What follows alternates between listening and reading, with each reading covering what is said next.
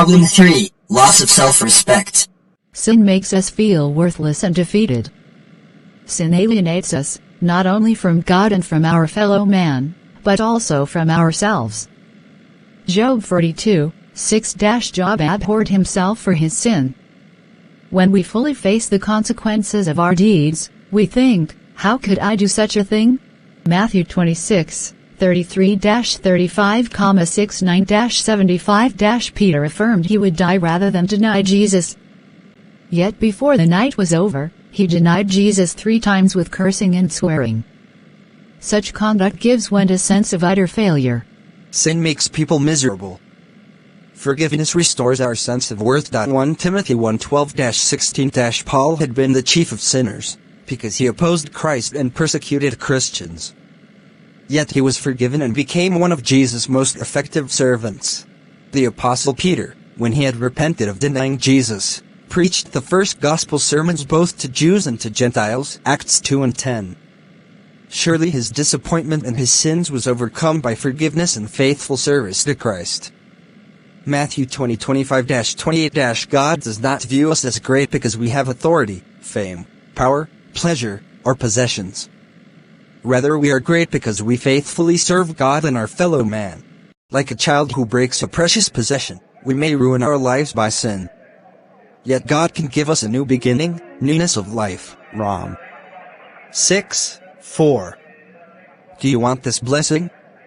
If you once had it, are you continuing to serve God faithfully? Problem 4. The burden of guilt.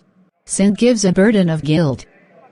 Genesis 3:10 Adam hid himself from God because he was afraid. He felt guilty and ashamed. Psalms 38:3-8 When David committed adultery and murder, he groaned because his burden of sin was too heavy to bear. v4:8. Matthew 27:3-5 Judas' guilt drove him to suicide. Others turned to drink, drugs, or complete moral abandon to escape the reality of their guilt. Sin wounds our consciences and our pride. Many people live year after year with this burden of guilt, not knowing what to do to make it right or not willing to do what they know is needed. Forgiveness restores our innocence.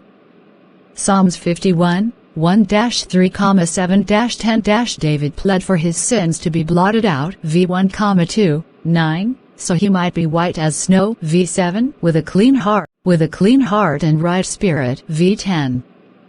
Acts 2:36-38 The people who crucified Jesus were convicted by the gospel. Peter said they could have remission of their sins if they would repent and be baptized. The burden of guilt can be replaced with a beautiful sense of innocence through Jesus' blood.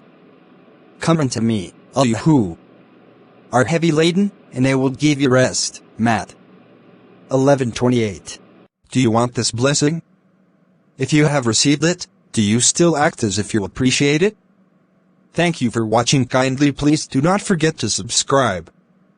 God bless you.